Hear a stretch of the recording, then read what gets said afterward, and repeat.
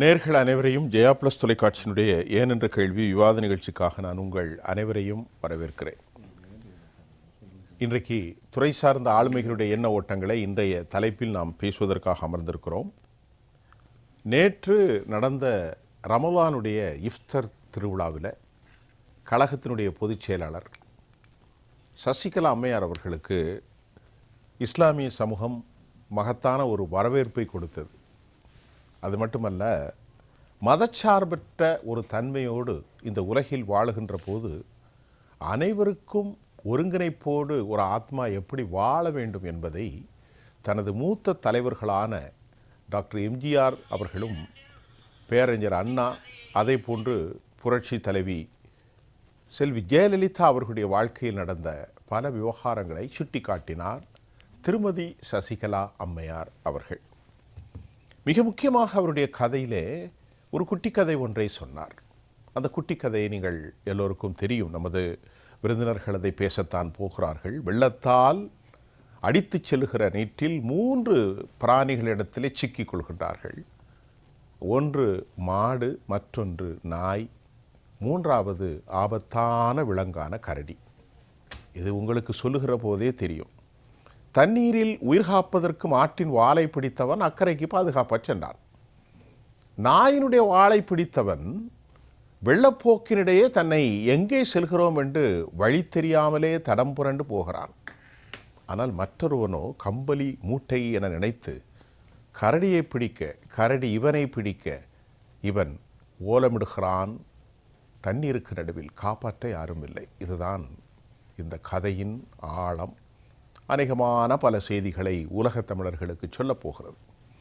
இப்படித்தான் சிலரின் வாழ்க்கை, குடும்பத்திலும் சரி, பொது வாழ்க்கையிலும் சரி, அரசியல் வாழ்க்கையிலும் சரி, சிக்கு பண்டு கொள்கிறோம். காலத்திற்கேற்றவாறு நாம் அதை அட்ஜஸ்ட் செய்யுமானால் நம்மை அவர்கள் பிடித்து கொள்வார்கள். நம்மை இந்த மோசமான நட்புகள் பிடித்து கொண்டால், உதாரணத்திற்கு சொல்கிறோம், மோசமான நண்பர்கள், கட்ட பஞ்சாயத்து, இதுபோன்று நடக்கக்கூடிய அநீதிகள், அடுத்தவர்களுடைய சொத்துக்களை பறிப்பவர்கள், அடுத்தவர்களுடைய உரிமைகளை பறிப்பவர்கள், இதில் நிறைய விஷயம் இருக்குது. அடுத்தவர்களின் உரிமைகள் என்று சொன்னால் சாதாரணமல்ல. ஒருவருடைய கட்சியை அழிக்க நினைப்பவர்கள், ஒரு குடும்பத்தை அழிக்க நினைப்பவர்கள், உறவுகளை பிரிக்க நினைப்பவர்கள் என ஆயிரக்கணக்கான சொல்லாடல்கள் அதற்குள்ளே இருக்கிறது. பேசுவோம். இன்றைக்கு சின்னம்மா அவர்கள் யாரை நம்பினால் கரை சேர முடியும், புரட்சித்தாய் சின்னம்மா விளக்கிய குட்டி கதையின் ஆழமான பார்வை தமிழ் பேசும் நல்லுலக மக்களுக்கு. இந்த நிகழ்ச்சியில் எம்மோடு பேசுகிறார் திராவிட காய்வாளர், கண்ணியத்துக்குரிய மூத்த பத்திரிகையாளரும் கூட ஐயா துரைக்கண்ணா. வணக்கம். கல்வியாளர் பாஸ்கரன் கிருஷ்ணமூர்த்தி அவர்களோடு அரசியல் விமர்சகர், கல்வியாளர் சரவண பெருமாள்.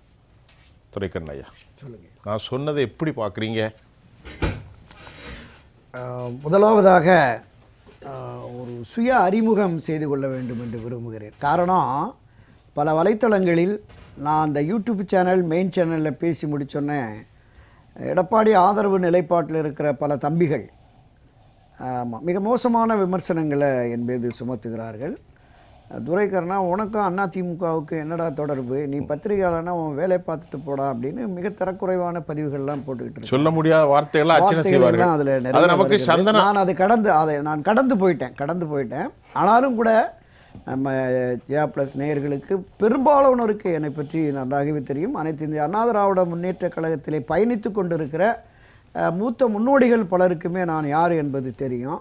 இந்த அடுத்தடுத்த நிலைகளில் பதவிகள், பொறுப்புகளுக்கு வந்திருக்கிற அந்த தம்பிகளுக்கு தெரியாது. நான் 1969-70 காலகட்டங்களிலே வத்தலக்குண்டு நகரிலே எம்ஜிஆர் மன்ற, மக்கள் திலகம் எம்ஜிஆர் மன்றத்தினுடைய உறுப்பினர்.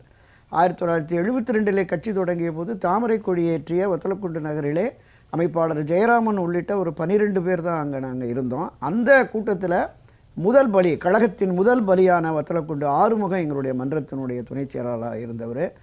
72 அந்த தாமரை கொடி ஏற்றுதல், 73 திண்டுக்கல் நாடாளுமன்ற இடைத்தேர்தல் பிரச்சாரத்தில் நான் பயணித்தவன். அதிலிருந்து தொடர்ந்து இந்த 53 ஆண்டுகளாக அனைத்து இந்த அண்ணா திராவிட முன்னேற்ற கழகத்தோடு தொடர்ந்து பயணித்து வருபவன்.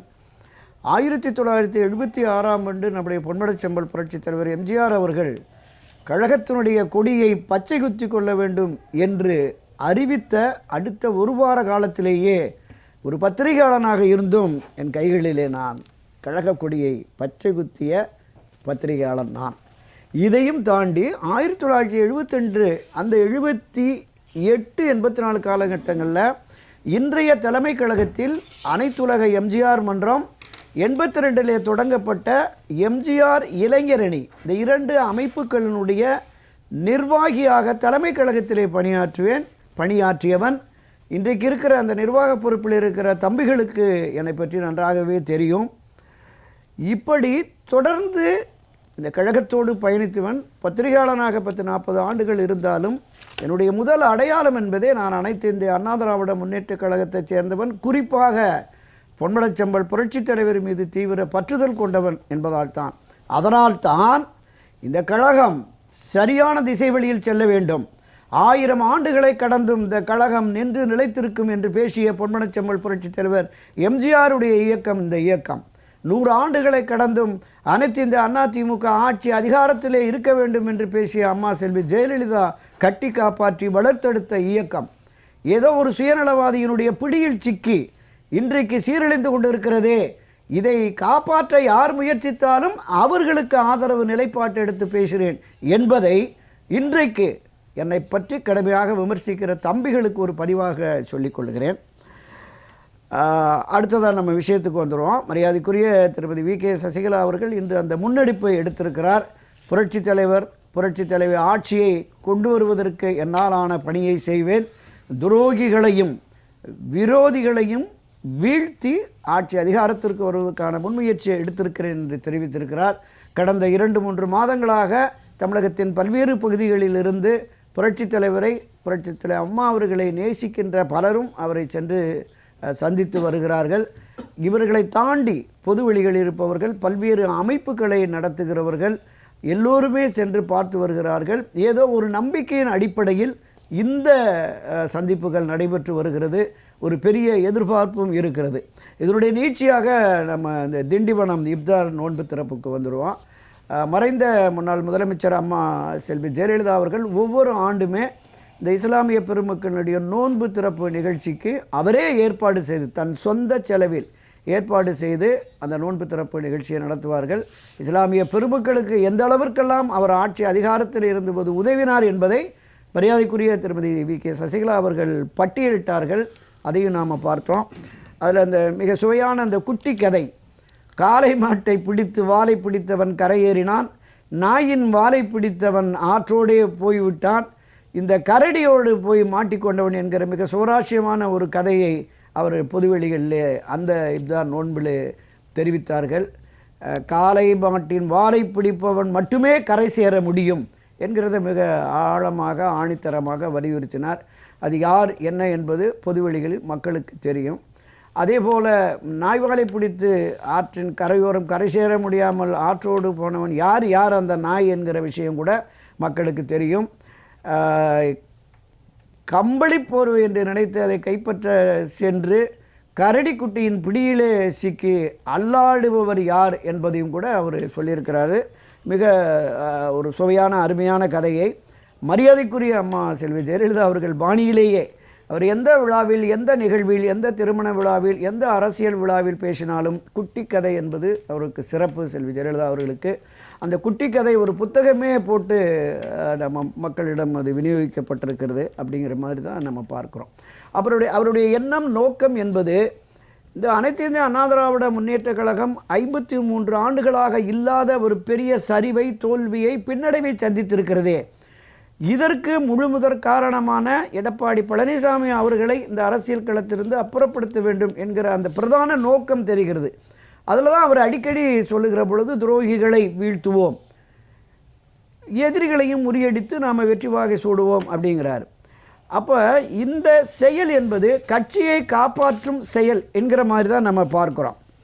இன்றைக்கு கடந்த ஒரு வார காலமாகவே பல்வேறு வலைத்தளங்களில், செய்திகளில், பத்திரிகைகளெல்லாம் கூறுவது திரு எடப்பாடி பழனிசாமியினுடைய செயல்பாடுகளில் பல மூத்த முன்னோடிகள் கடும் அதிருப்தியில் இருக்கிறார்கள், மாவட்ட செயலாளர்கள் அதிருப்தியில் இருக்கிறார்கள்.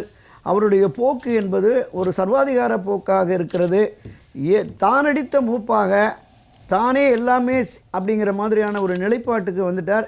ஏற்கனவே அது தொடர்பான விமர்சனம் இருந்தது. கழகத்தினுடைய சட்டத்திட்ட விதிகளை திருத்தி 10 மாவட்ட செயலாளர்கள் முன்மொழிந்து 10 மாவட்ட செயலாளர்கள் வழிமொழிந்து 5 ஆண்டுகள் தலைமை கழகத்திலே நிர்வாக பொறுப்பிலே இருப்பவர்கள் மட்டுமே கட்சியின் பொதுச்செயலாளர் பொறுப்புக்கு போட்டியிட முடியும் என்கிற அந்த திருத்தத்தை கொண்டு வந்த பொழுதே அவர் ஒரு சுயநலவாதியாக கட்சியை கைப்பற்றி அதை சரியான திசைவெளியில் வெற்றி பாதையில் அழைத்து செல்லாமல் இருக்கிறார் அப்படிங்கிற அந்த பொதுவெளி கருத்து என்பதும் கட்சியினர் மத்தியிலுமே முன்னணியினர் மத்தியிலுமே இருக்கிறது.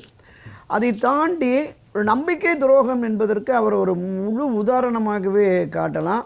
மரியாதைக்குரிய திரு டிடிவி தினகரன் அவர்கள் கடந்த மாதம் ஒரு மாதத்துக்கு முன்னாடி பேசுகிற போதே அவரும் சொன்னார், திரு செங்கோட்டையன் சொன்னார், உலகத்திலேயே ஒரு துரோகிக்கு, நம்பிக்கை துரோகிக்கு நோபல் பரிசு கொடுக்கணும்னா அது திரு எடப்பாடி பழனிசாமிக்கு தான் கொடுக்கணுங்கிற அளவுக்கு பேசினாங்க. அந்த அளவுக்கு அவர்கள்லாம் பாதிக்கப்பட்டவர்கள்.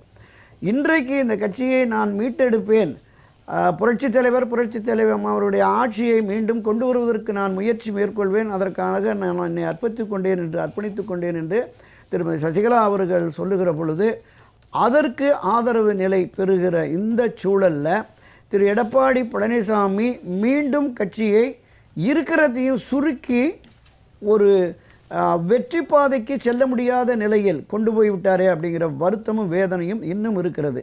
திராவிட முன்னேற்ற கழகம் ஆட்சி அதிகாரத்தில் இருக்கிறது. அவர்கள் அந்த அதிகார பலம், பணபலம், படைபலம், சாமபேத தான தண்டம் என்று களத்தில் இறங்கி வெற்றி பாதையை நோக்கி பயணிக்கிற சூழலில் அவர்களை வீழ்த்துவதற்கு பிரதான எதிர்க்கட்சி வலிமை கொண்டு இருக்கிறது என்கிற பொழுது அதை பொருட்படுத்தாமல் ஒரு வலுவான கூட்டணியை, பாஜக என்டிஏ கூட்டணியையும் இன்னும் கட்டமைக்காமல் இப்படி இருக்கிறாரே, கட்சி அழிந்து விடுமே என்கிற வேதனை அண்ணா திராவிட முன்னேற்ற கழகத்தில் பயணிக்கிற முன்னோடிகளுக்கும் கடைசி தொண்டன் வரைக்கும் கடந்த பல ஆண்டுகளாக இரட்டை இலைக்கு மட்டுமே வாக்களித்து அந்த வெற்றியை சுவைத்து அதை அனுபவித்த கோடிக்கும் மேற்பட்ட தொண்டர்கள் மனதில் இந்த ஆழமான ஒரு கவலையும் கலக்கமும் இருக்கிறது. இதை எப்படியாவது மீட்டெடுக்க வேண்டும், அவர்களை அரசியல்படுத்த வேண்டும் என்கிற முன்முயற்சியை திருமதி வி.கே. சசிகலா எடுத்திருக்கிறார். அது வெற்றி பெறுவதற்கு காலம் கை கொடுக்கும் என்றுதான் நான் நம்புகிறேன். இது என்னுடைய முதற் சுற்று பதிவாக பண்ணிக்கிறேன். இந்த துறை நம்முடைய பாஸ்கரன் கிருஷ்ணமூர்த்தி, இந்த விலங்குகளின் ஒப்புமை இருக்குது பாருங்க. பொதுவாக உங்கள்கிட்ட கேட்குறது, ஒரு சாத்வீக பிராணி மாடு, ஆனால் வலிமையானது. அது ஒரு தெய்வீகத்தன்மை கொண்டதாக நம் நாட்டில் பல கோடி மக்கள் அதை பூஜிக்கிறார்கள். நாய் போன போக்கில் போனாலும் அதுக்கு ஒரு நன்றி உள்ளது. அதை நம்ம குறைத்து மதிப்பிடலை. ஆனால் அதனுடைய இயற்கை போக்கிலேயே சென்று கொண்டிருக்கும். அதற்கு தப்பு அதல்ல, அது இறைவனுடைய படைப்பு அப்படி. ஆனால் கரடியை பிடித்ததற்கு பாருங்கோ, அந்த கரடியை பற்றி பார்த்தா உடம்புல அங்க அவயங்களில் எதுவுமே இருக்காது. அது ஒரு கொடூரமானது. எப்படி சிதைத்து விடும். இந்த 3ஐயும் ஏற்றுக்கிடுங்க. நீங்கள் ரொம்ப கண்ணியமாகவும் நாகரிகமாகவும் நுணுக்கமாகவும் பேசக்கூடியவர். இந்த கதையை கேட்டவுடனே எனக்கு உண்மையாக நகைச்சுவையாக இருந்தது. ஒன்று மட்டும் சொல்லுவேன், இதில் சொல்லக்கூடிய அந்த காளை மாடு என்பது மக்கள் தலைவர் எம்ஜிஆர் அவர்கள் தோற்றுவித்த அனைத்து அண்ணா திராவிட முன்னேற்ற கழகம், அம்மா ஜெயலலிதா அவர்கள் வளர்த்தெடுத்த அந்த அண்ணா திராவிட முன்னேற்ற கழகம், அவர்களெல்லாம் காளை மாடுகள். அவர்களை நம்பி வந்தவர்களை அவர்கள் மிகவும் பாதுகாப்பாக கரை சேர்த்தார்கள். இன்றைக்கு தமிழ்நாட்டில் இருக்கக்கூடிய பல உதிரி கட்சிகளுக்கு அங்கீகாரம் வாங்கி கொடுத்தவர்கள் இவங்க 2 பேர் தான். இன்றைக்கு தமிழ்நாட்டில் திமுக, அதிமுக தவிர்த்து எத்தனை உதிரி கட்சிகள் இருக்கின்றனவோ இத்தனை உதிரி கட்சிகளுக்கும் ஒரு விலாசம் கொடுத்து ஒரு முகவரி தந்து அவர்களை மக்கள் மத்தியிலே அறிமுகப்படுத்தி அவர்களுக்கென்று ஒரு அங்கீகாரத்தையும் வாங்கி கொடுத்தது புரட்சித் தலைவர் எம்ஜிஆர் ஜெயலலிதா அவர்களும் மக்கள் தலைவர் எம்ஜிஆர் அவர்களும் தான். அதனால் அவர்கள் அதற்கு மிகவும் முற்றிலுமாக பொருந்தி வருவார்கள். இன்றைக்கும் சொல்கிறேன், இன்றைக்கு இந்த கணத்தை சொல்கிறேன், யாரெல்லாம் மக்கள் திலகத்தை நம்பி அஇஅதிமுகவுடன் வந்து சேர்ந்தார்களோ, யாரெல்லாம் அம்மையார் ஜெயலலிதாவை நம்பி அஇஅதிமுகவுடன் கைகோர்த்தார்களோ அவர்களெல்லாம் இன்றைக்கு ஒரு கட்சியின் தலைவர்களாக இன்று கொண்டு பேச்சுவார்த்தை நடத்தி கொண்டிருக்கிறார்கள். அவர்களுக்கு அந்த அங்கீகாரத்தை வழங்கியது அம்மையார் ஜெயலலிதா அவர்கள் தான், மக்கள் தலைவர் எம்ஜிஆர் அவர்கள் தான். இன்ஃபேக்ட் பல பேர் கோபம் கூட வரும் நான் சொன்னேன்னா. பொது உடைமை கொள்கை கடைப்பிடிக்கிற சில கட்சிகளுக்கு தமிழ்நாட்டிலே இன்றளவும் இருப்பதற்கான ஒரு அங்கீகாரம் இருக்கிறது என்று சொன்னால், அதுக்கான ஒரு இடம் இருக்கிறது சொன்னால் மக்கள் தலைவர் எம்ஜிஆர் கொடுத்தது தான். 1977 எலெக்ஷன் போது இடதுசாரி கட்சியை தன்னோடு இணைத்து கொண்டு அவர்கள் சென்றார்கள். அப்புறம் தான் இடதுசாரி தலைவர்கள்லாம் தன்னலமற்ற தலைவர்கள், மிகச்சிறந்த தலைவர்கள். அவர்களுக்கெல்லாம் அவர் தான் அடையாளம் கொடுத்தார். இல்லைன்னா அன்றைக்கே அதெல்லாம் இல்லாமல் போயிருக்கும், கரைந்து போயிருக்கும். ஒரு கிளைக்கழகமாக அது மாறாமல் அவர்களுடைய தனித்தன்மை காப்பாற்றப்பட வேண்டும் என்பதற்கு அவர் முழு மரியாதையும் தந்து அவர்களை மிகவும் மதிப்புடன் நடத்தியவர்கள் மக்கள் தலைவர் எம்ஜிஆர் அவர்கள். அதே போல் நீங்கள் பாருங்கள், இடதுசாரி கொள்கையிலே மிக தீவிர ஈடுபாடு கொண்ட அகில இந்திய இடதுசாரி தலைவர்களுக்கு மக்களவையில் இடம் கொடுத்து அவர்களை அமர வைத்தவர் அம்மையார் ஜெயலலிதா அவர்கள். நான் பெயரெல்லாம் சொல்ல விரும்பலை, ஐயா இருக்கார் பத்திரிகையாளர், அவர் சொல்லுவார். அவர்கள்லாம் இந்தியாவில் எங்கேயுமே இடமில்லை, தமிழ்நாட்டு தான் வந்தாங்க. நான் சொல்கிறேன், அகில இந்திய தலைமை, அகில இந்திய தலைமை, இடதுசாரி இயக்கங்களின் அகில இந்திய தலைமை, அகில இந்திய தலைவர், அகில இந்திய பொதுச்செயலர், அகில இந்திய அளவில் பொறுப்பில் இருக்கக்கூடியவர்களுக்கு மாநிலங்களவையிலேயே பொறுப்பு கொடுத்தவர்கள் அம்மையார் ஜெயலலிதா அவர்கள். தம்மை நம்பி வந்தவர்களுக்கு உடனடியாக தந்தார்கள். இதில் என்ன ஒரு பெரிய விஷயம் அப்படின்னா, பதிலுக்கு அவர்களிடம் எதையுமே எனக்கு தெரிந்து அவர்கள் கேட்டதில்லை, அரசியல் ரீதியாகவும் சரி, தனிப்பட்ட ரீதியாகவும் சரி. ஏனென்றால் அந்த கொள்கையின் மீது அவர்களுக்கு இருந்த ஈடுபாடு, இடதுசாரி கொள்கையின் மீது, இடதுசாரி தலைவர்களின் மீது அவர்கள் வைத்திருந்த அந்த மரியாதை, அதன் காரணமாகத்தான் அகில இந்திய அளவிலே இடதுசாரி கட்சியினுடைய அகில இந்திய பொதுச் செயலராக இருந்தவருக்கு மாநிலங்களவையில் பதவி தந்தாங்க. பொது உடைமை இயக்கத்தைச் சேர்ந்த ஒருவர் இப்போது அவர்கள் இல்லை, அவர்கள்லாம் அதனால் பெயர் சொல்லலை, அவர்களுக்கும் அங்கே தான் மாநிலங்களவையில் உறுப்பினர் பதவி கொடுத்தாங்க. நீங்கள் ஒன்று பாருங்க, நீங்கள் வந்து பெயர் சொன்னால் சரியாக இருக்கான்னு நினைக்கிறேன், பத்திரிகையாளர் சொல்லட்டும். அவர்களுக்கெல்லாம் எந்த அளவுக்கு அங்கீகாரம் கொடுத்தாங்க நீங்கள் பாருங்கள், ஒன்று. அப்புறம் இரண்டாவது, தமிழ்நாட்டில் இருக்கிற உதிரி கட்சிகள், இந்த உதிரி கட்சிகள் எல்லாமே தன்னளவிலே உதிரி கட்சிகளாக இருந்ததை அழைத்து அவர்களுக்கு உரிய மரியாதையை தந்து அவர்களுடைய வேட்பாளர்களை வெற்றி பெற செய்தது அம்மையார் ஜெயலலிதா. அதான் நான் வச்சுருக்கேன். அவளை தனிப்பட்ட முறையில் வெற்றி பெறவில்லை, எல்லாம் அனைத்து இந்த அண்ணா திராவிடம் தன்னுடைய தோள்களே அவளை சுமந்து கொண்டு அவர்களை வெற்றி பெற வைத்தது. அவங்களாம் இங்கே எந்த முகாமில் இருக்கான்னு பார்க்கும்போது எனக்கே மிகவும் அதிசயமாகவும் அதிர்ச்சியாகவும் இருக்கிறது. இவர்களுக்கு உண்மையிலே நன்றி, இவர்கள் யாருக்கு நன்றி கடன்பட்டிருக்க வேண்டும் என்றாலும் அனைத்து அண்ணா திராவிட முன்னேற்ற கழகத்துக்கு. நான் சொல்வது, மக்கள் திலகம் எம்ஜிஆர் நிறுவிய அம்மையார் ஜெயலலிதா அவர்கள் திறம்பட வழிநடத்திய அந்த ஒன்றுபட்ட அனைத்து இந்திய அண்ணா திராவிட முன்னேற்ற கழகத்தை தான் நான் சொல்லிக்கிறேன். அதையும் சொல்லணும், let us make it very clear, சரிங்களா? 2. அப்புறம் 3வது, இப்போதும் சொல்கிறேன், அனைத்து இந்திய அண்ணா திராவிட முன்னேற்ற கழகம் என்பது மக்களுக்கான இயக்கம் தான், தொண்டர்களுக்கான இயக்கம் தான், அது தலைவர்களுக்கான இயக்கம் இல்லை அப்படின்னு நல்லா புரிஞ்சுக்கணும். இங்கே தொண்டர்களால் தான் இயக்கம், அந்த இயக்கத்தினால் தான் ஒரு தலைவனுக்குரிய அந்த தகுதி இங்கே கிடைக்கிறது. இவர்கள் யாருமே மக்கள் தலைவர் எம்ஜிஆரோ அல்லது அம்மையார் ஜெயலலிதாவோ இல்லைங்கிறத அவங்க புரிஞ்சுக்கிட்டாங்கன்னா ரொம்ப நல்லது. நான் திரும்ப திரும்ப அதான் சொல்லிகிட்டு இருக்கேன். You just can not be another MGR, you just can not be another madam Jayalalithaa. அவங்களோட உயரம் வெகுவான உயரம், அவங்கெல்லாம் இமயம், அவங்கெல்லாம் சரியா? அது ஏன் இவங்க வந்து புரிஞ்சிக்க மாட்டேங்கிறாங்கன்னு புரியல. அது எப்படி புரிவாங்க? நானும் ஜெயலலிதா ஒன்று, நானும் எம்ஜிஆர் ஒன்று, அதை தான் என்னால் புரிந்து கொள்ள முடியல. தயவு செய்து புரிந்து கொள்ளுங்கள், அந்த உயரத்தை உங்களால் எட்டி பிடிக்கவே முடியாது. நீங்கள் என்றைக்கு இருந்தாலும் அண்ணாந்து பார்க்க வேண்டிய உயரத்தை தான் அவங்க எருமே இருப்பார்கள். அந்த நிலைமைக்கு நம்மளால் உயர முடியாதுங்கிற புரிஞ்சுக்கிட்டாங்கன்னா இத்தனை குழப்பத்துக்கு அங்கே இடமே இருந்திருக்காது. காலம் கழிந்த பிறகு எதுக்கு சார்? காலம் கழிந்து இப்போ பாருங்க, இப்போ பாருங்களேன், ஒரு 4 நிமிடங்களுக்கு முன்பாக இங்கே நேரலையிலே ஐயா அண்ணா பத்திரிகையாளர் பேசுகிறார்கள். யோசிச்சு பாருங்களேன், மக்கள் தலைவர் எம்ஜிஆர் சொன்னதுக்காக கையிலே பச்சை குத்தி கொண்ட ஒரு உண்மையான ஒரு அதிமுக தொண்டர் இங்கே அமர்ந்திருக்கிறார். எங்கே இருந்திருக்கணும் அவர்? யோசிச்சு பாருங்கள். எந்த இடத்துல அமர வைத்திருக்க வேண்டும்? எந்த இடத்துல அமர்ந்திருக்க வேண்டும்? யார் அவருடைய வந்து பேசணும்.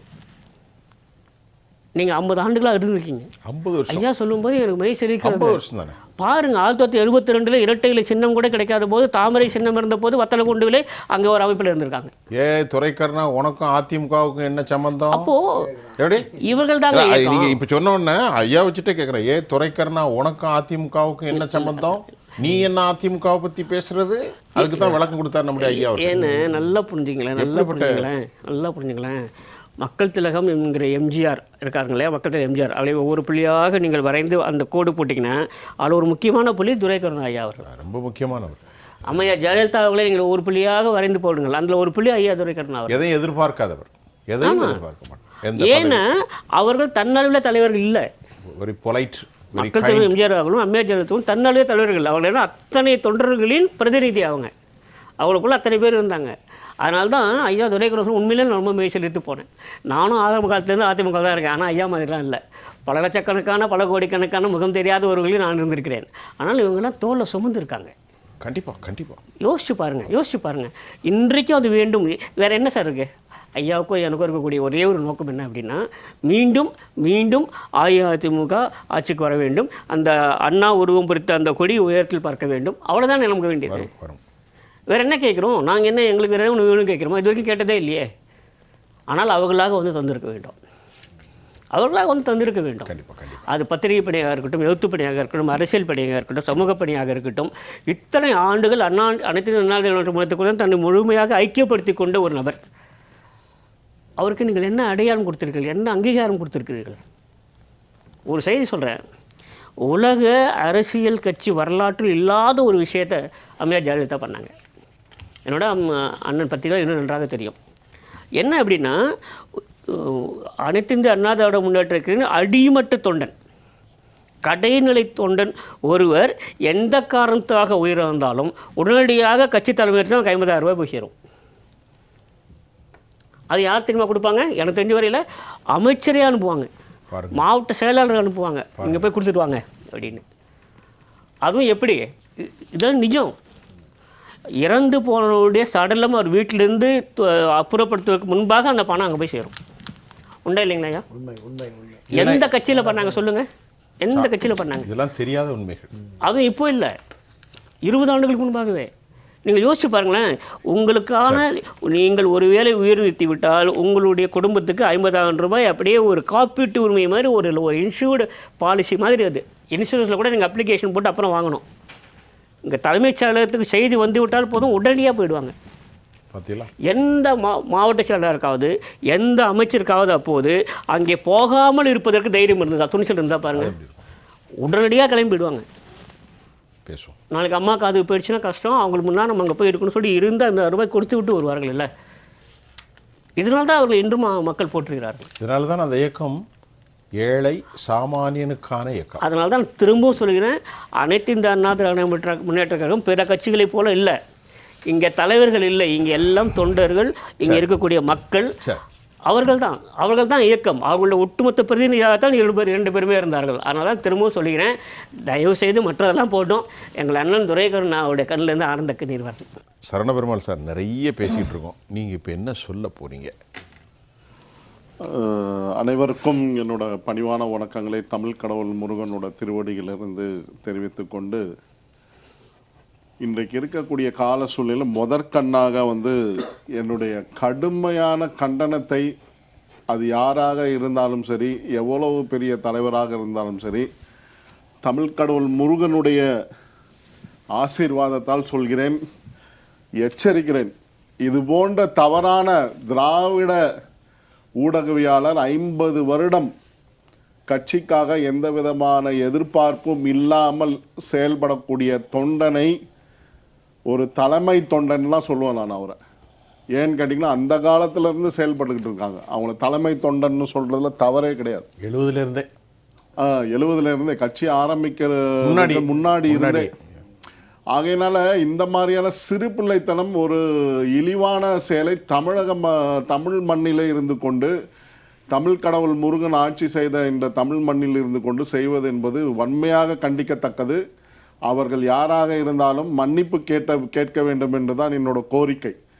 இங்கே சாதாரணமாக ஒரு என்ன விட்டுருங்க, எந்த விவாத மேடையாக இருந்தாலும் சரி, எந்த கருத்துரையாக இருந்தாலும் சரி, அங்கே பேசுபவர்கள் கடுமையான உழைப்புக்கு பிறப்பாடு தான் இங்கே இந்த மேடையில். நான் கூட முன்னாடி நினைப்பேன், ஏதோ வாய்க்கு வந்ததை பேசிட்டு போகிறாங்க அப்படின்ற மாதிரி நினச்சிட்டு இருப்பேன். ஆனால் இன்றைக்கி உண்மையிலே இந்த என்னுடைய 3 வருட கால பயணம் இந்த மேடைகளில் பேசுவது என்பது, நான் பல நண்பர்களிடம் மேடையில் பேசுவது, அவர்களெல்லாம் சந்திக்கும் போது கடுமையான உழைப்பின் ரீதியாக, அது இல்லாமல் துரைக்கருணா அண்ணா அவர்கள் கடுமையான உழைக்கக்கூடியவர், ஒரு புள்ளி விவரத்தை தெளிவாக எடுத்து சொல்லக்கூடியவர்.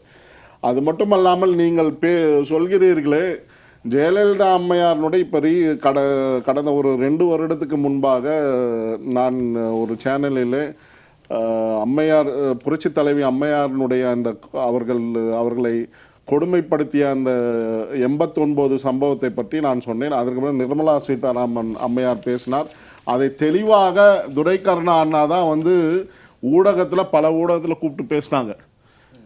அதாவது அவர் பேசிய பேச்சு எப்படி இருந்ததுன்னா, மகாபாரதத்தில் கிருஷ்ண பரமாத்மா சேலையை கொடுப்பார் திரௌபதிக்கு, அந்த மாதிரியான ஒரு ஒரு அந்த இழிவு நிலையை இப்போ புரட்சித் தலைவி அம்மா அவர்களுடைய எப்படி அவர்கள் செய்தார்கள் அந்த அந்த அந்த மாதிரியான ஒரு ஸ்தானத்தில் இருந்து பேசினார் அவர்.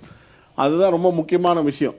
ஆகையினால் இதெல்லாம் தவறான விஷயங்களை நீங்கள் அரசியல் கட்சிக்கே லாய்க்கில்லாதவர்கள் போல்கள் தெரிகிறது இவர் இப்படி பேசுபவர்கள் எல்லாம்.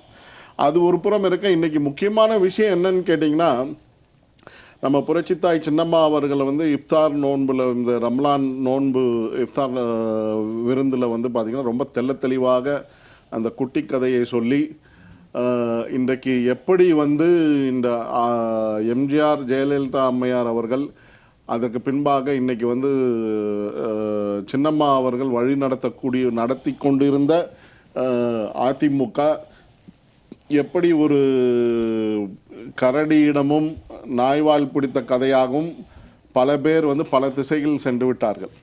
இன்றைக்கி வந்து உண்மையிலே ஒரு காளை மாட்டை பிடித்து கொண்டு செல்ல வேண்டும் என்றால் மக்கள், நான் சொல்லுவது மக்கள் தெளிவாக, நீங்கள் ஏற்கனவே சின்னம்மா அவர்கள் சொன்னது என்னென்றால், தமிழகம் வந்து தமிழகத்தில் வாழக்கூடிய தமிழர்கள் அனைவரும் அகதிகளாக வாழ்ந்து கொண்டிருக்கிறார்கள். இந்த சூழ்நிலை தான் அந்த வெள்ளம் அடித்து வந்த சூழ்நிலை. நீங்கள் அகதிகளாக இருக்கிறீர்கள். காளை மாடை பற்றி கொண்டு நீங்கள் கரையை கடக்க வேண்டும் என்றால் சின்னம்மாவனுடைய தலைமையில், அந்த காளை மாடு என்பது சின்னம்மாவனுடைய தலைமை, அந்த தலைமையை நீங்கள் பற்றி கொண்டு கரை சேருவது தான் ஒரே வழி.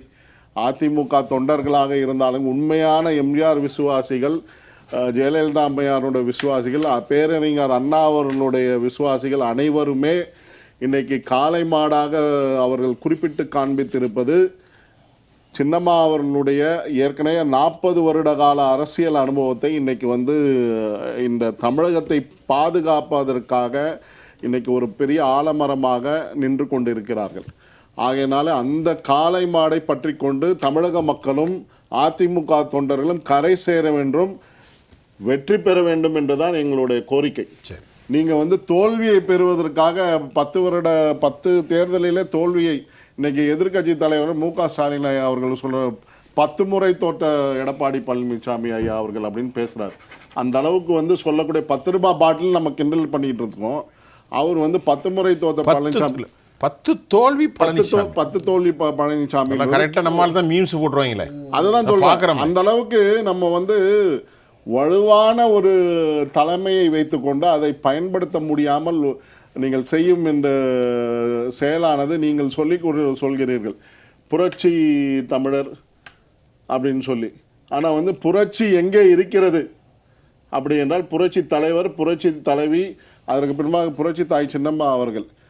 ஆகையினால இந்த புரட்சியை செய்ய வேண்டும் என்றால் நீங்கள் ஒருங்கிணைந்தால் செய்திருக்கலாம். இன்றைக்கு அது கால சூழ்நிலை மாறிவிட்டது.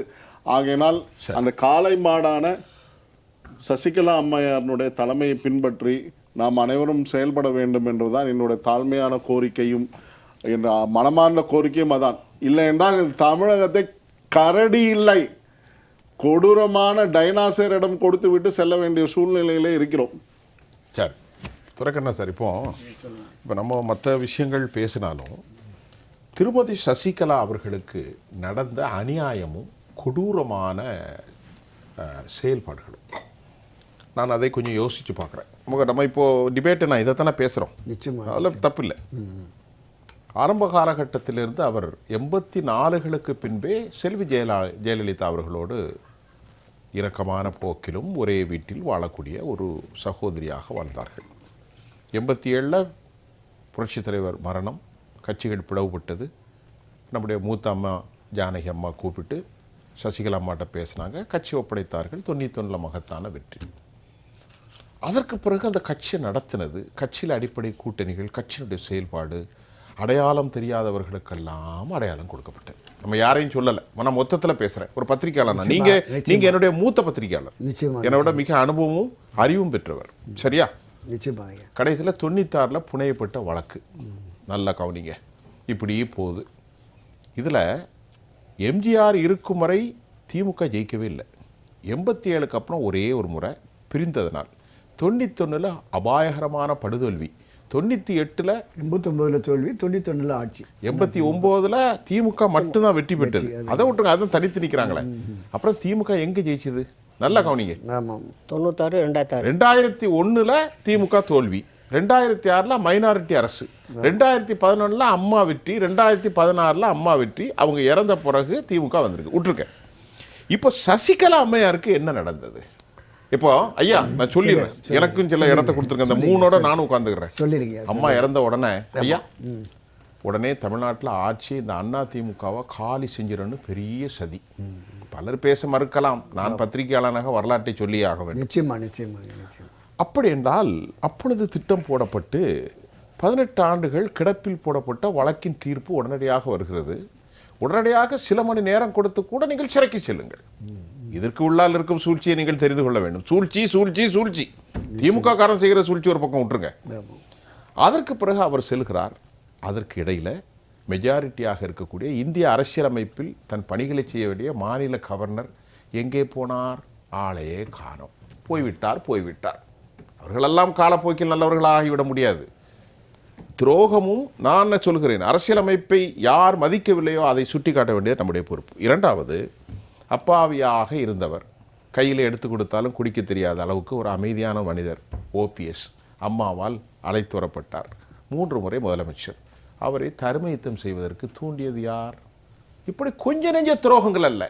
எல்லாரும் தனித்தனியாக போங்கள், எங்களுக்கு வலிமை வரும்போது நீங்கள் அனைவரும் ஒன்றிணைங்கள். இப்படி சொல்வது யார்? இப்படி பல துரோகங்களை சந்தித்து தான் அவர் ஒரு ஆளுமையாக இருக்கிறார். எனக்கு எந்த தயக்கமும் இல்லை, சொல்லுங்கள். நான் இதை 2 பாகமாக பிரிச்சுறேன். ஒன்று, மரியாதைக்குரிய திருமதி வி.கே. சசிகலாவுக்கு ஏற்பட்ட அந்த சோதனைகள், சதிச்செயல், அது ஒரு பக்கம் எடுத்துக்குவோம். ஆமாம், இதில் முதலாவதாக இதை கொண்டு வந்துட்டு, இந்த சதிச்செயலுக்கு முதற்காரணமாக இருந்தது பாரதிய ஜனதா கட்சி தான் என்பது வெளிப்படையாகவே தெரியும். ஐயா நெறியாளர் அதை சொல்லுவதற்கு தயங்குகிறார். நான் அதில் வெளிப்படையாகவே சொல்கிறேன். அதில் ஒன்றும் சந்தேகம் இல்லை. நிச்சயமாக. இப்போ ஒரு தலைமைக்கும் கட்சிக்கும் 100% விசுவாசமாக இருப்பவர் திருமதி வி.கே. சசிகலா தான். அவரை நீங்கள் குறிப்பிட்ட 96 சிறையில் அடைத்து திராவிட அந்த கட்டத்தில் ஒரு மிகப்பெரிய நெருக்கடி ஆட்சி கட்சியான திராவிட முன்னேற்றக் கழகம் கொடுத்த அந்த சூழலில் ஒருபோதும் அம்மா செல்வி ஜெயலலிதாவுக்கு எதிராக நான் எந்த கருத்தையும் பதிவு செய்ய மாட்டேன் என்று உறுதிப்பாட்டோடு இருந்தவர். இதே அரங்கத்தில் பல பதிவுகளில் நான் குறிப்பிட்டிருக்கேன்.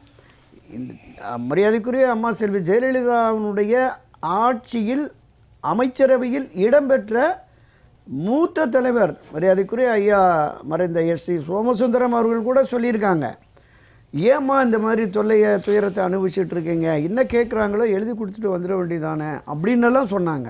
ஆனால் முடியலை. அன்றைக்கு சட்ட அமைச்சராக இருந்த ஆல்ரெடி அருணா அவர்கள் அந்த சிறை சூப்பரண்டு மூலமாக அடிக்கடி போய் பேசி அவங்கள ஒரு வரி எழுதி கொடுத்துட்டு போக சொல்லுங்கள், குற்றச்சாட்டுக்கு ஆளான செல்வி ஜெயலலிதாவுக்கு எதிரான ஒரே ஒரு ஸ்டேட்மெண்ட்டை கொடுத்துட்டு அவங்கள வெளியில் அனுப்பிச்சிடலாமே, எந்த நடவடிக்கையும் நாங்கள் பண்ண மாட்டோம்னு சொல்லுப்பா அப்படின்னு அவர் சொல்லி பார்த்து சூப்பரண்டு இவங்க உடன்படவில்லை என்றோடனே டார்ச்சர் கொடுக்க ஆரம்பிச்சிட்டாங்க. தேவையான பொருட்களை தருவதில்லை, உணவுகள் சரியாக வழங்குவதில்லை. நம்ம கடந்த பதிவில் சொன்னது மாதிரி மண்பானையில் குடிக்க வைத்திருந்த குடிநீரில் துணி துவைக்கிற சோப்பை கொண்டு போய் ஒரு சூப்பரண்ட் கரைச்சி வச்சிருக்கேன். அந்த பெண் எவ்வளோ ஒரு மனிதாபிமானம் உள்ள ஒரு வேலைக்கார அம்மா செய்ய மறுத்துருச்சு. புள்ள குட்டிக்காரி அந்த வேலை செய்கிற மனுஷிக்கு அவ்வளவு ஆமா நான் செய்யவே மாட்டேன் இந்த பாவ செயலன்னு. ஆனால் இந்த சூப்பரண்டு தம் பையில் அந்த சோப்பை வச்சுட்டு போய் உள்ளே போட்டு போயிருக்க. இது நேரடியாக நான் மரியாதைக்குரிய திருமதி வி.கே. சசிகலா அவர்களை 2021 நேர்காணல் நடத்திய போது நம்முடைய ஜெயா பிளஸ்லையும் ஜெயா டிவிலையும் 3 நாட்கள் ஒளிபரப்பப்பட்ட பொழுது இந்த விஷயங்களை பூராமே அவங்க சொல்லியிருக்காங்க. பதிவில் இருக்கு, இப்போவும் அது பதிவில் இருக்கிறது. தொடர்ந்து மரியாதைக்குரிய புரட்சித் தலைவர் நம்முடைய பொன்மனச்செம்மல் எம்ஜிஆர் காலத்திலேயே அம்மா செல்வி ஜெயலலிதா வந்தபோது அவருக்கு துணையாக இருந்த திருமதி வி.கே. சசிகலா அவர்களுக்கும் மூத்த முன்னோடிகள் எந்த அளவுக்கு இடையூறு பண்ணார்கள், அவங்களுடைய வளர்ச்சியை தடுத்தார்கள் என்பது எல்லோருக்குமே தெரியும், என்று இருக்கிற எல்லோருக்குமே தெரியும். அப்படி தொடர்ந்து வருகிற பொழுது அதை தாண்டி நம்முடைய பொன்மனச்செம்மல் புரட்சித் தலைவருடைய மறைவுக்கு பிறகு எந்த அளவிற்கு அவர்களுக்கு இன்னல்கள் இடையூறுகள் வந்தது அப்படிங்கிறதையும் நம்ம பார்த்தோம் 87. ஆமாம். அப்படி வருகிற பொழுது கட்சிக்கு தலைமை பொறுப்பை ஏற்கிற அந்த காலகட்டத்திலையும் கடுமையான எதிர்ப்புகள் வந்தது.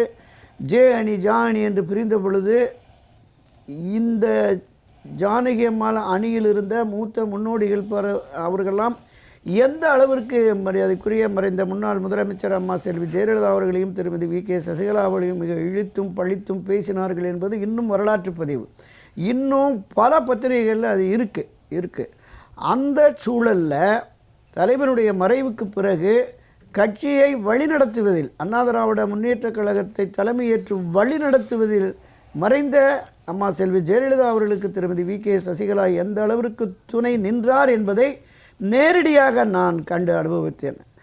நமது எம்ஜிஆர் பத்திரிகையினுடைய தலைமை நிருபராக இருந்து தமிழகம் முழுவதும் அம்மா செல்வி ஜெயலலிதா அவர்களோடு நான் பயணித்த அந்த காலகட்டத்தில் அவருடைய நிழலாக இருந்து பயணித்தவர் தான் திருமதி வி.கே. சசிகலா அவர்கள். தமிழ்நாடு முழுவதும் கிட்டத்தட்ட ஒரு 38,000-40,000 கிலோமீட்டர் இரவு பகல் பாராமல் அந்த அந்த பயணத்தை வழிநடத்தியதில் மிகப்பெரிய பங்களிப்பு திருமதி வி.கே. சசிகலாவுக்கு இருக்கும். அன்றைய தினம் அந்த ரூட் மேப்பு வந்து திரு செங்கோட்டையன் அவர்கள் போட்டு அதை வழிநடத்தினார்கள் என்றாலும் அதை பெருமளவு செயல்படுத்தியதில் இவருடைய பங்களிப்பு இருக்கிறது. மிகப்பெரிய பேரியக்கமாக புரட்சித்துறை எம்ஜிஆர் 3 முறை ஆட்சி கட்சியாக இருந்து கிட்டத்தட்ட 10-12 ஆண்டுகள் லட்சக்கணக்கான தொண்டர்களை தன் பின்னால் அனுபவிக்க செய்து ஒரு வரலாற்று சிறப்பு மிக்க வெற்றியை பெற்று ஒரு ஹாட்ரிக் வெற்றி 77-84 என்று அந்த சூழலில் கொடுத்த போது கூட அந்த கட்சியை மீண்டும் பொதுமக்களிடமும் தொண்டர்களிடமும் எடுத்து சென்று வலிமை கூட்ட வேண்டும். லட்சக்கணக்கில் இந்த உறுப்பினர்களை கோடிகளை தாண்டி கொண்டு வருவதற்கு செல்வி ஜெயலலிதா அவர்கள் தமிழ்நாடு முழுவதும் இருந்தார்கள்.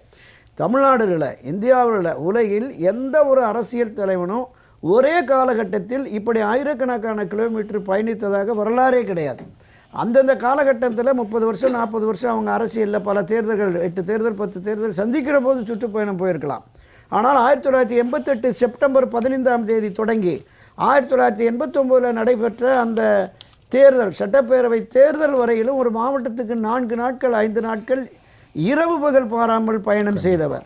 சாயங்காலம் 3-4 மணிக்கு தங்கின இடத்துலேருந்து புறப்பட்டாங்கன்னா ஒரு 30 பாயிண்ட் 35 பாயிண்ட் பேசலாம், ஒரு 50 இடங்களில் கொடியேற்றலான்னு போவாங்க. ஆனால் 90 இடங்களில் கொடியேற்றி 60-70 இடங்களில் 5 நிமிடம் 2 நிமிடம் 3 நிமிடம்னு பேசி அந்த மக்களை எல்லாம் சந்தித்து விடியற் காலையில் எல்லாருமே அந்த தண்ணீர் தெளித்து கோலம் போட்டுட்டு இருப்பாங்க 5-6 மணிக்கு. நம்ம 2 ஸ்டேஷனுக்குள்ளே போனாலே சளிப்பாயிரும். ஆமாம், இரவு முழுவதும் இறங்க முடியலையே. அடுத்த நாள் அதே மாதிரி 4 மணிக்கு கிளம்பிடுவாங்க. இப்படி தமிழகம் முழுவதும் சுற்றுப்பயணம் செய்ததில் மிகப்பெரிய பங்களிப்பு திருமதி வி.கே. சசிகலாவுக்கு இருக்கிறது. எவ்வளோ பெரிய விஷயம். நீங்கள் 1900 அந்த தேர்தல் காலங்கள்லையும் 89, 91, 96, 97 இந்த காலகட்டங்களில் நடந்த வேட்பாளர் தேர்வில் அவருடைய பங்களிப்பு இருந்தது என்பது இன்றைக்கு கட்சியை வழிநடத்துகிற எடப்பாடி பழனிசாமி உட்பட அனைவருக்குமே தெரியும். பதவிகள் பொறுப்புகளை பெற்ற பொழுது அவர்கள் எந்த நிலையில் இருந்தார்கள் என்பதும் அவங்க மனச்சாட்சிக்கு நிச்சயமாக தெரியும். அந்த அளவிற்கு இருந்தவர். ஒரு நீங்கள் குறிப்பிட்டது மாதிரி ஒரு காலகட்டத்தில் மரியாதைக்குரிய திரு ஓபிஎஸ் அவர்கள் அந்த முதல் தர்ம யுத்தத்தை தொடங்கி இவரால் அறிமுகப்படுத்தப்பட்ட நம்ம தொடர்ந்து அதை பதிவு பண்ணியிருக்கோம். இன்றைக்கு நமக்கு வாசகர்களுக்கு நேயர்களுக்கு அது தெரியணும். அம்மா அவர்கள் மறைந்த அந்த தினத்தில் நீங்கள் முதலமைச்சர் பொறுப்பை ஏற்றால்தான் கட்சியை காப்பாற்ற முடியும், ஆட்சியை காப்பாற்ற முடியும் என்று வரிசை கட்டி அந்த 32 அமைச்சர்களும் முன்னணி தலைவர்களும் காலில் விழுந்து கெஞ்சிய நிலையில் அக்காவின் உடல் கடத்தப்பட்டிருக்கிறது. அவருக்கு இறுதி மரியாதை செய்யாமல் நான் முதலமைச்சர் பொறுப்பை ஏற்றால் இந்த சமுதாயம் என்னை மன்னிக்காது, தயவு செய்து அம்மா 2 முறை முதலமைச்சராக அறிவித்த ஓபிஎஸ் அவர்களையே நானும் முதலமைச்சராக சொல்லுகிறேன், அவருக்கு நீங்கள் துணை இருங்கள் அப்படின்னு சொன்னாங்க. ஒரு 10-15 நாளிலே மாறி மாறி போய் ஓபிஎஸ் தனியாக செயல்படுறாரு, அவர் யாரையும் மதிக்கிறதில்ல, அவர் பெரிய அளவில் தன்னை முன்னிலைப்படுத்துகிறாருங்கிற புகாரை தெரிவித்ததன் அடிப்படையில் சரி உங்கள் விருப்பம்னு சொல்கிறாங்க. எல்லா சட்டமன்ற உறுப்பினர்களும் அண்ணா திராவிட முன்னேற்றக் கழகத்தினுடைய சட்டமன்ற உறுப்பினர்களின் தலைவராக தேர்ந்தெடுத்து கவர்னரை சந்திக்க சென்று அங்கே கொடுத்ததற்கு பிறகு என்ன நடந்ததுங்கிறத நீங்கள் மேலோட்டமாக சொன்னீங்க. கண்டிப்பாக. அப்போ அந்த சதி என்பது பாரதிய ஜனதா கட்சியின் சதிதான் என்பது அப்போதே வெள்ளிடை மலையாக தெரிந்தது. அதன் பிறகு கட்சியை காப்பாற்றுகிறோம், இந்த ஆட்சியை காப்பாற்றுகிறோம் என்று திரு ஓபிஎஸ் நடத்திய தர்மயுத்தத்தை முடிவுக்கு கொண்டு வந்து ஓபிஎஸ் இபிஎஸ்ஐ கரம் கோர்க்க வைத்து இந்த 4.5 ஆண்டுகள் எடப்பாடி முதலமைச்சராக வருவதற்கும் பாஜக தான் உதவுனதுங்கிறது நம்ம பார்த்தோம். அவர் தான் வெளிப்படையாக சொல்லிட்டாரு ஓபிஎஸ்ஐ. ஆமாம். அப்போ இந்த நிலைப்பாட்டிலிருந்து இப்போது அண்ணா திராவிட முன்னேற்ற கழகம் மீண்டும் 2017 ஏற்பட்ட அதே நெருக்கடி இப்போது இருக்கிறது. கட்சி ஒன்றுபடாவிட்டால் வெற்றி சாத்தியமில்லை என்பதை பாஜகவும் உணர்ந்திருக்கிறது. திமுகவை வீழ்த்த வேண்டுமென்றால் வலிமை மிக்க அதிமுகவை உருவாக்கணும். என்ன செய்யணும்? திருமதி சசிகலா அவர்களையும் திரு ஓபிஎஸ் அவர்களையும் இன்னும் விலகி இருக்கிற விளக்கப்பட்டவர்களை சேர்க்க வேண்டும் என்று அந்த நிலைப்பாட்டை பாரதிய ஜனதா கட்சி எடுக்கவில்லை என்றால் என்ன உள்நோக்கம்? அப்போ கழகங்கள் இல்லாத தமிழகம் என்று பேசிய பாரதிய ஜனதா கட்சி ஏதோ ஒரு உள்நோக்கத்தோடு இந்த கட்சியை பல பிரிவுகளாக்கி நாம் சிதைக்க வேண்டும் என்கிற உள்நோக்கம் இருக்கிறதோ என்கிற பொதுவெளி சந்தேகம் ஊர்ஜிதப்படுத்தப்படுகிறது என்பதுதான் என்னுடைய குற்றச்சாட்டாக இருக்கிறது. இந்த நிலைப்பாடு மாறினால் மட்டும்தான் அதிமுக உயிர் பிழைக்கும். இதை உணர்ந்து இன்றைக்கு கட்சியை வழிநடத்துகிற திரு எடப்பாடி பழனிசாமி ஒருங்கிணைப்புக்கான அந்த வழி இன்னைக்கு காலம் கடந்துருச்சு, இன்னும் கடக்கலைன்னு தான் நான் நம்புகிறேன். இன்றைக்கும் தேர்தல் அறிவிப்பு வருகிற இந்த சூழலாவது அவர் திரு ஓபிஎஸ் அவர்கள் திமுக போயிட்டார். அவர் அது ஒரு வேற ஒரு அவுட் ஆஃப் பவுண்டரி. ஆமாம், வேலை முடிஞ்சது. அப்போ நீங்கள் 2017 ஒரு தீர்மானம் 36 பேர் திரு ஓபிஎஸ், இபிஎஸ், மதுசூதன், தமிழ்மன் ஹுசேன் என்று தம்பிதுரை உட்பட 36 நிர்வாகிகள் முன்மொழிந்து திருமதி வி.கே. சசிகலா அவர்களை பொதுச் செயலாளராக தேர்வு செய்து அந்த பொதுக்குழு கூட்டம் முடிவதற்கு முன்பாகவே தீர்மானத்தை கையில் எடுத்துகிட்டு வந்து போயஸ் கார்டனில் திருமதி சசிகலா காலிலே வரிசை கட்டி விழுந்து, அம்மா உங்களை தேர்ந்தெடுத்து விட்டோம் பொதுச் செயலாளராக, நீங்கள் தான் கட்சியை வழிநடத்த வேண்டும் என்று சொல்லிவிட்டு அடுத்த 6 மாதத்திலே ஒரு தீர்மானம். அந்த தீர்மானத்தை முன்மொழிந்தது ஆர் வைத்திலிங்கம் என்கிற அந்த முன்னாள் அமைச்சர். அவர் ஒருவர் மட்டும்தான். இவரை தேர்ந்தெடுக்கிற பொழுது 36 நிர்வாகிகள் கையெழுத்து போடுகிறார்கள். 4 பக்க தீர்மானங்கள். அந்த 4 பக்க தீர்மானங்களை நான் அடுத்த முறை வர்றபோது உங்களுக்கு வாசிக்கிறேன். எந்த அளவிற்கு ஒவ்வொரு பாராவளியும் மரியாதைக்குரிய சின்னமா அம்மா இடத்தில் இருந்து இந்த கட்சியை வழிநடத்த வந்திருக்கிறார் என்றெல்லாம் போட்டுவிட்டு இன்றைக்கு யார் இந்த சசிகலா, இவருக்கும் கட்சிக்கும் என்ன தொடர்பு என்று பேசினால் பொதுவெளிகளில் மக்கள் என்ன மாதிரி உங்கள் மேலே நம்பிக்கை இருப்பாங்க. அதனால்தான் இந்த துரோக செயலில் ஈடுபட்டவர்களுக்கு பாடம் புகட்ட வேண்டும் என்று களமிறங்கி இருக்கிறார். அவர் வெற்றி பாதையில் அணிவகுப்பார் என்று நம்புவோம். சுருக்கமாக நிறைய கருத்து நம்ம நிறைய பேசுவோம். அப்புறம் இந்த ஒரு விஷயத்தை மட்டும் சொல்லிடுறேன். அதாவது 96 எப்படி அதிமுக தோத்து போச்சு அப்படின்றது அது ஒரு சுருக்கமான விஷயம்தான். 10 ஜோசியக்காரன், 5 செஃபாலஜிஸ்ட் இவங்களுக்கெல்லாம் காசை கொடுத்து அதிமுக தோற்று போயிடும், இவங்க செஞ்ச ஊழல் அப்படி இப்படின்னு சொல்லி ஒரு பில்டப்பை கொடுத்து அப்படியே தொண்டர்கள்லாம் மழுங்கடிச்சிட்டாங்க. பூத்தில் வேலை செய்ய விடாமல் பண்ணிட்டாங்க அதிமுக தொண்டர்களை. அது இல்லாமல் பிரச்சாரத்துலேயும் சரியாக வேலை செய்ய விடல. அதனால் தோய்வடைஞ்சு போச்சு. இதை தான் ஜெயலலிதா அம்மையார் என்ன பண்ணால் 98 லோக்சபா தேர்தல், 99 லோக்சபா தேர்தல், அது இல்லாமல் 2001 தேர்தலில் தேர்தல் ரிசல்ட் வரும்போது கூட எந்த பூத் ஏஜென்ட்டும் வெளியே போகக்கூடாது அப்படி ஸ்ட்ரிக்டாக ஆர்டர் போட்டாங்க. எலெக்ஷன் வேலையிலையும் பூத்தை விட்டு வெளியே போகக்கூடாது. அப்படி போனதுனால தான் இவங்க செய்து அது உண்மையான தேர்தல் வெற்றியே கிடையாது. 96 என்னை பொறுத்தளவுக்கு என்னோட கால்குலேஷன். நான் இன்னும் கூட அது அரை மணி நேரம் பேசுனா கூட அந்த 96 தேர்தலில் இன்னொரு சமயத்தில் அதை பேசுவோம். நேரம் இல்லை. ஆனால் அதுதான் சொல்கிறேன், இப்போ கூட 3% சதவீதத்தில் தான் அவங்க வெற்றி பெற்றிருக்காங்க, வித்தியாசத்தில் தான்.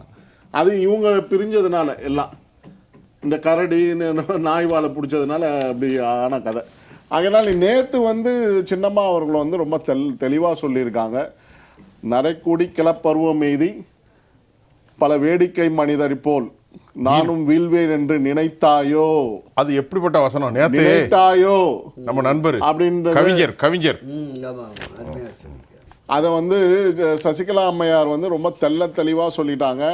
அது எல்லாருக்கும் நல்லா புரியணும். வீழ்வேன் என்று நினைத்தாயோ என்றது தமிழகம் முழுவதும் எக்கோ ஆகிக்கிட்டே இருக்கு. சரி, பாவம் நிறைய பேருக்கு தூக்கமே இல்லை. அது மு.க. ஸ்டாலின் ஐயா அவர்களாக இருந்தாலும் சரி, இந்த கரடி நாய்வாலை பிடிச்சவங்க கதையாக இருந்தாலும் சரி, பேசுவோம். அவங்களுக்கு உறக்கமே நம்ம நிறைய விளக்கம் போல பேசுவோம். ஆனால் நீங்கள் நிறைய அனலிட்டிக்கலாக இருக்கிறீங்க. ஒரு முக்கியமான விஷயம் பாஸ்கரன் சார், சுருக்கமாக நீங்கள் எப்போவுமே உங்களுக்கு எனக்காக பிரச்சனை இல்லை. எனக்கு ஒரே ஒரு விஷயம் தான், எப்போவுமே தனிநபர்களை பற்றி நான் பேசுவதில்லை. ஆனால் மக்கள் புரிந்து கொள்ளட்டும். 1000 தான் உங்களுக்கு கருத்து வேறுபாடுகள் இருந்தாலும், மன உளைச்சல், வேதனை இருந்தாலும் கூட திமுகவுடன் போய் சேருவது, அவர்களுடன் கரைந்து போவதுங்கிறது சத்தியமாக ஏற்றுக்கொள்ள முடியாத ஒன்று. அது மனித குலத்துக்கே இழைக்கப்படுகிற துரோகம். தமிழ்நாட்டுக்கு மட்டுமே இல்லை, மனித குலத்துக்கே இழைக்கப்படுகிற துரோகம். அது மனித குலத்துக்கு முற்றிலும் எதிரானது அது. அங்கே போய் சேர்ந்துட்டு நீங்கள் என்ன பண்ணுவீங்க? உங்களுக்கு இல்ல, அங்கீகாரம் கொடுத்தது, உங்களுக்கு பதவி கொடுத்தது, உங்களுக்கு ஒரு அடையாளம் கொடுத்தது, உங்களுக்கு எல்லா உயர்வும் கொடுத்தது. பாஸ்கரன் சார், எனக்கு நிறைஞ்ச நண்பர் நீங்கள். நான் உங்கள்கிட்ட எப்பவுமே ஒரு கடும் போக்கை பார்த்ததில்லை. ஓப்பனாக சொல்கிறேன். ஒரு மென்மையான மனிதர், ஒரு கல்வியாளர், ஒரு எழுத்தாளர், ஒரு மிகச்சிறந்த பதவியில் ஓய்வு பெற்றவர். ஆனால் நீங்கள் சொன்ன வார்த்தை எனக்கு அந்த அளவிற்கு நீங்கள் அந்த கட்சியையும் அதோட பணிகளையும் உங்களை பாதித்திருக்கிறது. என்ன பாதிக்கல? இல்லவே இல்லை என்றால் தனிப்பட்ட முறையில் இல்லை. இல்ல, தனிப்பட்ட முறையில் எந்த கட்சியுமே அந்த கட்சியினுடைய போக்கு அப்படி இருக்கு. இல்ல, ஒரு காந்தியவாதியாக சொல்கிறேன். காந்தியவாதி திமுகவுடன் தன்னை அடையாளப்படுத்திக் கொள்ளவே முடியாது. காந்தியத்துக்கு முற்றிலும் அதில் காந்தியத்துக்கு நம்பிக்கை இல்லாத ஒரு இயக்கம். அதனால நான் அதை எதிர்க்கிறேன். அவ்வளவுதான். எனக்கு வேற ஒன்றும் இல்லை. தனிப்பட்ட முறையில் ஒண்ணுமே இல்லை. தனிப்பட்ட முறையில் இல்லை, பொதுவான போக்கையும் மக்களுடைய விஷயத்தையும் அனலைஸ் பண்ணிக்க. காந்தியமும் கம்யூனிசமும் திமுகவோட சேரவே கூடாது. ஆனால் கம்யூனிசம் இங்கே இருக்கிறது, அதை நான் எதிர்க்கிறேன். நேர்களே, இன்னைக்கு நம்ம பேசினோம், யாரை நம்பினால் கரை சேர முடியும். நிறைய பேச போகிறோம். அதில் உண்மைகளை உடைக்க போகிறோம். நமக்கு எந்த அச்சமும் இல்லை, எந்த பயமும் இல்லை. நம்ம எல்லாம் படைத்து பரிபாலிக்கக்கூடிய சர்வ சக்தி நம்மை காத்து கொண்டிருக்கிறது, நமக்கு உணவளிக்கிறது. நாம் கண்ணியத்தோடு இந்த உலகத்திலே வாழ்ந்து கொண்டிருக்கிறோம். உண்மையிலேயே அரசியலில் பல சூட்சமங்களும் பல துரோகங்களையும் மக்களுக்கு படம் பிடித்து காட்ட வேண்டியது கல்வியாளர்களின் கடமை. அந்த இடத்துல நம்ம அமர்ந்திருக்கிறோம். நிச்சயமாக இன்னும் தொடர்ந்து பேசுவோம். இந்த நிகழ்ச்சியில் ரொம்ப சிறப்பாக பேசின கண்ணியத்துக்குரிய, எங்களால் மதிக்கப்படுகிற எங்களுடைய மூத்த ஆளுமை, கண்ணியத்துக்குரிய திராவிட இயக்க ஆய்வாளர் ஐயா துரைக்கண்ணா, அதை போன்று எங்களுடைய நண்பர் சகோதரர் அரசியல் விமர்சகர் சரவணபெருமாள், கல்வியாளர் மட்டுமல்ல, பொறுமையோடு பல விஷயம் உண்மைகளை சொன்ன பாஸ்கரன் கிருஷ்ணமூர்த்தி, உங்கள் அனைவருக்கும் நன்றி. மீண்டும் மற்றொரு களத்தில் நான் உங்களை சந்திக்கின்றேன். அதுவரை உங்கள் அனைவரிடமிருந்தும் நான் உங்கள் சுஃபியான், ஜெயா ப்ளஸ் தொலைக்காட்சிக்காக நன்றி. மீண்டும் சந்திப்போம்.